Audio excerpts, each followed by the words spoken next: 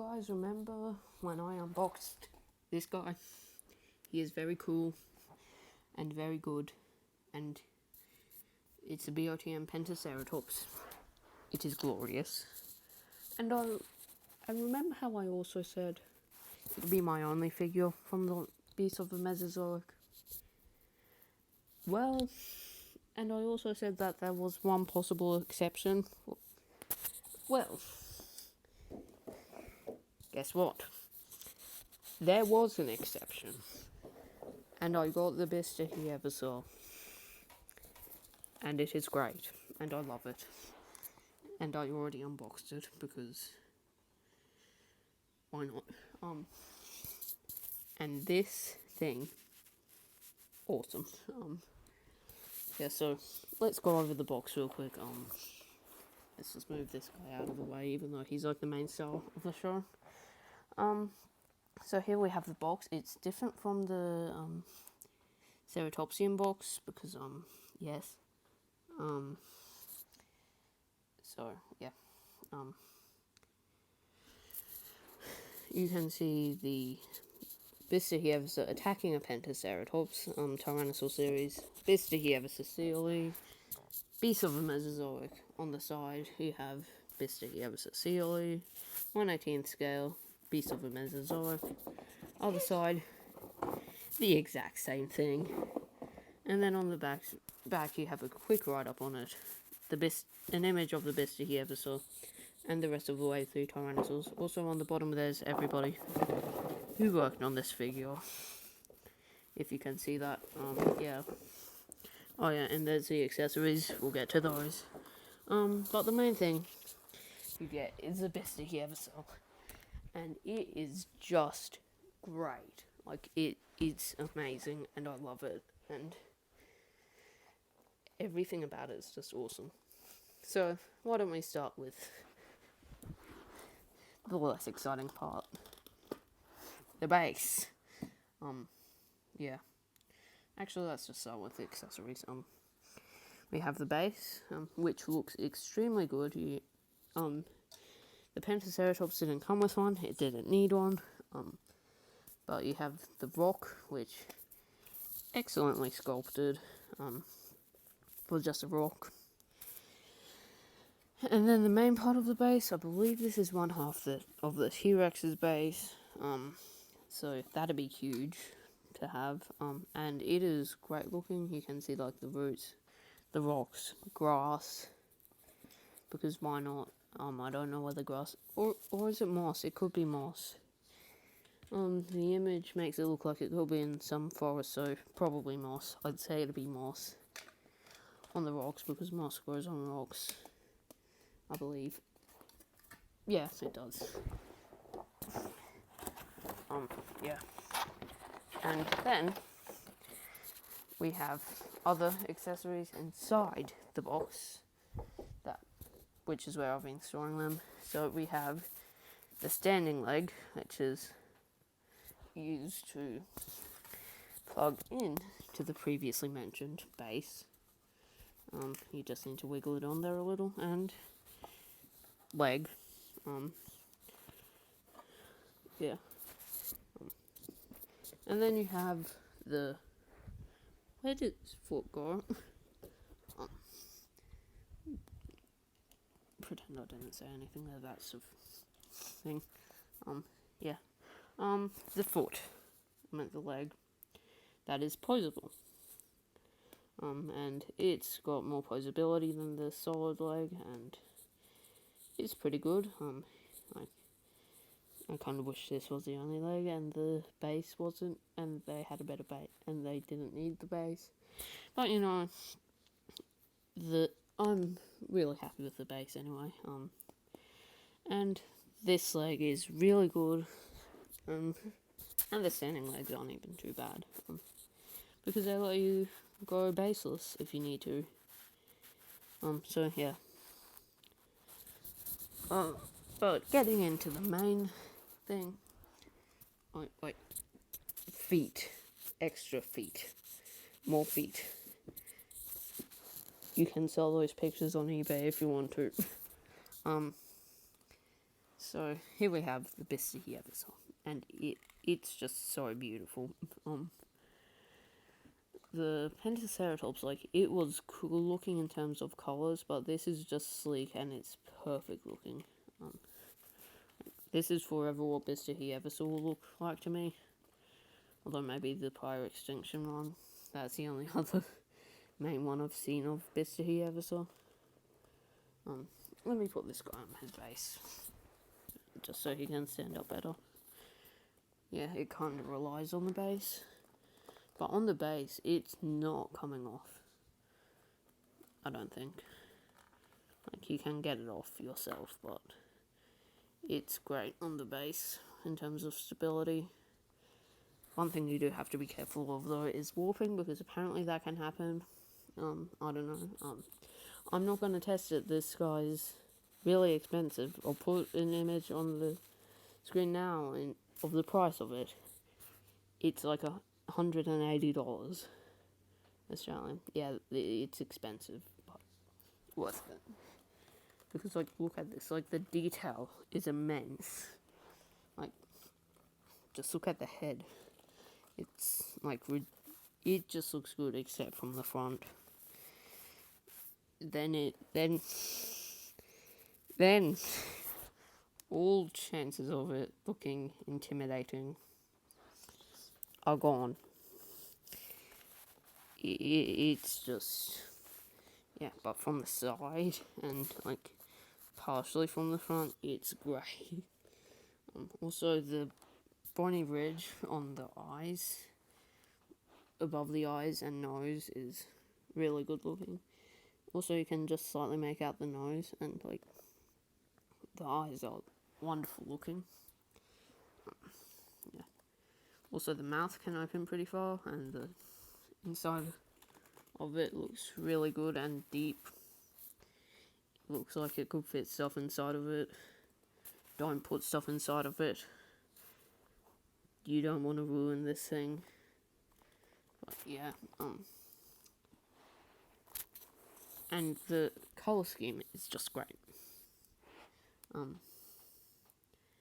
By the way, I don't use scripts, so this is just completely random what I say. Yeah.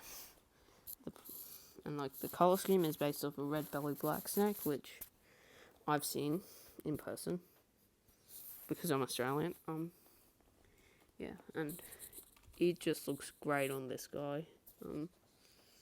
The, like, red, it looks great. Like,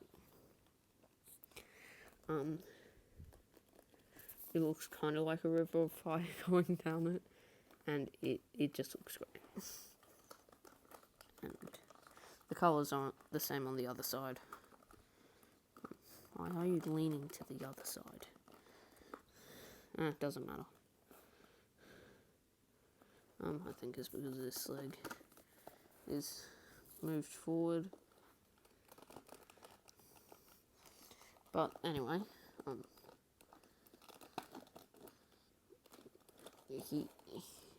the posability on this guy's great, by the way. This is just me playing around with him, and the other side is basically the same, though, in terms of paint. Now for posability of this guy, you've got the base of the head, which is pretty good range, and the base of the neck, and the neck sleeve is actually pretty bendable, and, like, you can bend it a bit and put it back into, mold it to the body, and it looks great. Like, but no matter how ridiculously far you have the head to the side, if you just, like, move those bits around a little. Yeah, and then we have the arms, which are very small. Be careful with them. If you get one of these tyrannosaurs, the torso movement is back from the ceratopsians. You get side to side, up and down. It's quite stiff, not super great, but, you know, better than basically every Hammond collection figure, other than the T-Rex. which has it, and that one's got some other problems, which, this guy doesn't have on its face. Yeah, my T-Rex has a few problems with it. Sad. But anyway, you have the hip movement, the knee movement, which is all you get out of the solid legs, and it's still pretty good. Like, you can still get some pretty dynamic poses out of just the solid leg alone. And then just swapping to the other side, you have the posable leg, which has the same knee joint, as well as ankle and foot movement, which is very good. And then tail moves on a ball joint, and bendy wire. So yeah, that's basically the figure. And can I just say it's great? Like, you need this thing. Like, I cannot tell you how much you need at least one of these tyrannosaurs, because they're just that good. You need one. And that's just a pose I got it on from moving it for like a second. I'm trying to fix my camera up. But yeah, you can get really good poses out of this guy on his base. And without the base, he doesn't stand all too well. He stands okay when you're using the solid legs. But without the solid legs, you're not really getting him to stand. Like, you need at least one solid leg for him to stand on his own. Sorry if you can't really see him all too well. Yeah. So that's a figure. Onto a few comparisons in terms of like size and stuff. Like, this guy is a solid size, and he's like heavier than basically every other dinosaur figure I own, other than the Pentaceratops, which is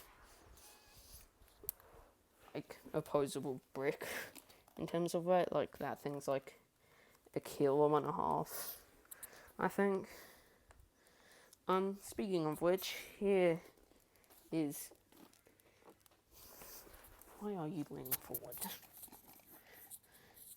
The Penta next to the Bistahieversor. These two lived together, which is why they were on the package art of the Bistahieversor together. So that's cool. That's part of the reason I got the Bistahieversor, because I knew I was going to get the Penta. It was my favourite from the Ceratopsian series. And still might be. Like, it just depends on what they... Stand up well, please, Mr. Bista. But yeah, you can check out my review on the Penta if you want to, while I'm just messing around with the Bistahieversor. Yeah, there it is, standing. And the Pentaceratops looks like it could really mess up the Bistahieversor. And yeah, that's those two next to each other. Let me get down a few Hammond collection figures.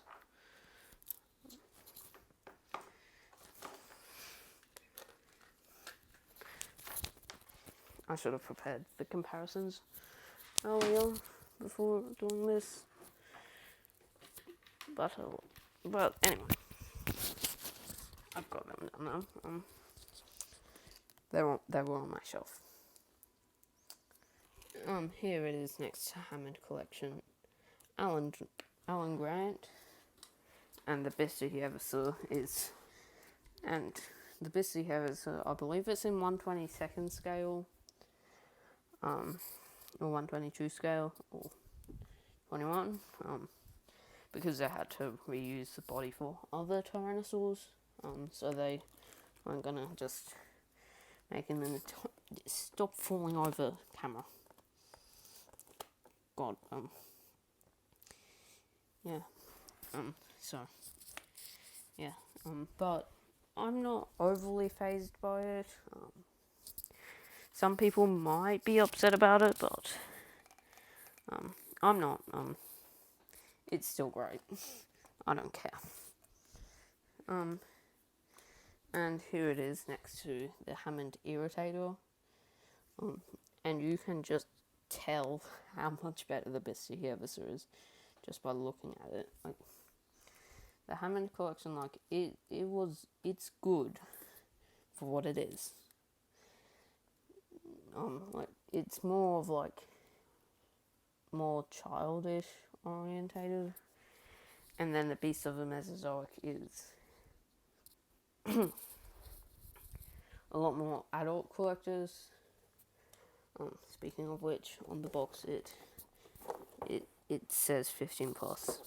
So yeah, definitely for collectors.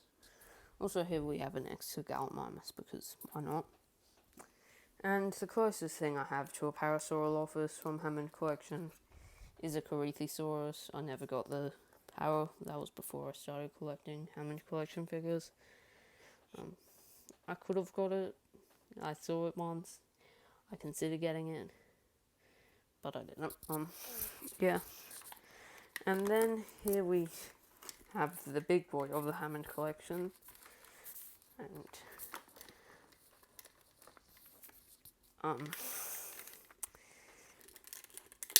the T-Rex, which can barely stand up.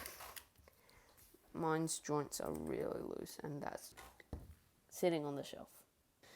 Yeah, okay. So yeah, that's basically the that's it next to the Hammond Rex. So yeah, I don't really see a point in dragging out this video all too much longer. But yeah, Bistahieversor is great. You need it. So yeah, I'll leave a link in the description below to Minizoo, which is where I got mine, and the Creative Beast Studio website.